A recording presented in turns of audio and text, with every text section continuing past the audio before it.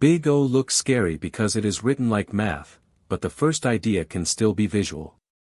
Technically, Big O is an upper-bound language. It describes a shape the work does not outgrow after the input is large enough. In this video, we will use that formal idea as a growth shape lens, so you can feel why one algorithm survives a million items while another collapses. In this video, we will build Big O from the ground up. You will learn what input size means, what the common growth shapes look like, why constants fade at large scale, and how to read simple code and guess its growth without memorizing formulas.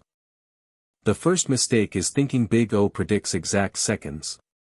It does not. Real time depends on hardware, language, memory, compiler choices, and many details. Big O asks a cleaner upper-bound question: after some large enough n, can we cap this work by a constant multiple of a simpler shape? The letter n is just the size of the input. It might mean items in a list, characters in a string, or pixels in an image. Big O watches what happens as n approaches large values. Small n can hide problems. Large n reveals the bound shape.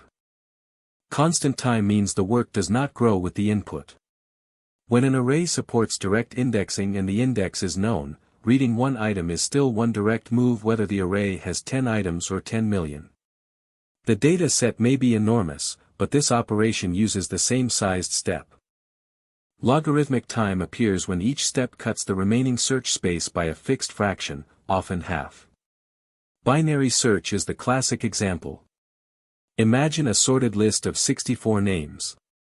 You check the middle, then throw away the half that cannot contain the answer. 64 becomes 32, then 16, 8, 4, 2, 1. That is log base 2 in plain English, the halving count. In Big O, the base choice changes only a constant, so the important idea is the repeated shrinking. Linear time means the work grows in step with the input. If the list doubles, the work roughly doubles. Searching an unsorted list is usually linear because any item could be the one you need. The algorithm has to walk through the data like a scanner. N log n often appears when we do a linear amount of work across logarithmic levels. Merge sort is the friendly picture. Suppose there are 16 numbers. The split creates levels, 16, then 2 groups of 8, then 4 groups of 4, and so on. At each level, every number still has to be handled once, so that is n work per level. But the number of levels is only log n because the groups keep halving. Linear work times logarithmic levels gives n log n. It is bigger than linear, but much healthier than quadratic. Quadratic time appears when each item has to interact with many other items. 2 nested loops over the same list are the common warning sign. With 1,000 items, a full item-by-item grid can mean about 1 million pair-check positions. The square grows fast enough to hurt. Put the shapes on one chart and the lesson becomes obvious. Constant barely moves. Logarithmic rises like a whisper. Linear climbs steadily. N log n bends upward but stays disciplined. N squared eventually rockets away. Big O is the art of noticing that rocket before it launches. At n equals 1000, these shapes feel very different. Constant work is still one step. Log n is around 10. Linear is 1000. N log n is around 10,000. N squared is around 1 million. That means the same computer and the same input size can produce completely different workload planets. The lesson is not that the exact numbers are always these values. The lesson is that the gap between shapes becomes enormous very quickly. Big O ignores constants, but that does not mean constants are fake. If one linear algorithm does 100 tiny operations per item and another does 2, the second may win for realistic inputs. Big O becomes most powerful when n grows large enough that the curve shape dominates. Imagine comparing 100n with n squared. For small n, the expensive-looking linear algorithm can lose. But after the crossover point, the quadratic curve rises faster forever. Big O focuses on that long-run behavior. It asks which curve eventually controls the story. The same idea explains why we drop lower-order terms. n squared plus 100n plus 5 is still called quadratic because the n squared part eventually dominates. The smaller terms can change the early part of the graph, but they do not change the long-run shape. Here is the careful version in plain English. F of n is in O of g of n if, after some cutoff n0, f of n stays below c times g of n for some constant c. Big O is an upper bound language.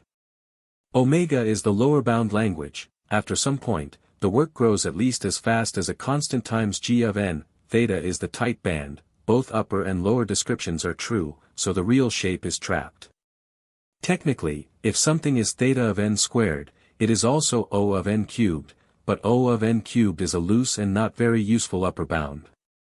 In practice, we usually want the tightest simple shape. A single algorithm can have different shapes depending on the input. The best case might finish immediately. The average case may be typical. The worst case protects us from nasty surprises. When someone says an algorithm is O of something, always ask, in which case? Here is the practical skill. A single loop that touches each item once usually suggests O, n.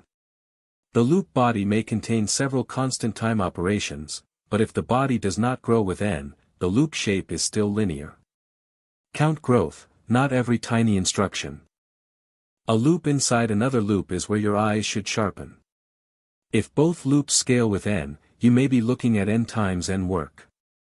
For example, comparing every student with every other student creates a grid of possibilities. Comparing each pair only once makes a triangle, about n times n minus 1 over 2 checks. The constant 1/2 does not change the growth family, so the triangle is still theta of n squared. Not every nested loop is automatically quadratic, but pairwise interaction is the clue. If a loop repeatedly halves the remaining problem, think logarithmic. You might see an index divided by 2, a search range cut in half, or a tree level moving downward. The number of steps is not the size of the data. It is the number of halvings needed. Big O is not only for time. We also use it for memory. An algorithm might be fast but require an extra array of size n. Another might use less memory but take more time. Good algorithm design often means choosing the right trade-off for the situation. One preview, then we stay focused. Some inputs have more than one size dial. In graph algorithms, V means vertices, or places, and E means edges, or relationships. That is why you may see O of V plus E. You do not need graph algorithms today. Just remember the habit, before judging growth, ask what the input size actually counts. Some shapes are even more dangerous than n squared. Exponential growth, like 2 to the n, can explode with shockingly small inputs. Big O helps us spot these cliffs early. It tells us when we need a smarter model, a restriction, an approximation, or a totally different plan. Here is the mental model. Big O is not a stopwatch. It is a growth-shaped lens. N is the size dial. Loops, halvings, levels, pairs, and graph edges are clues. Constants matter in practice, but the curve decides what happens when the input becomes large. In the next video, we will use these growth shapes to understand sorting. We will see why sorting is not one problem, why different algorithms make different assumptions, and how order can be created by insertion, merging, partitioning, heaps, buckets, and digits.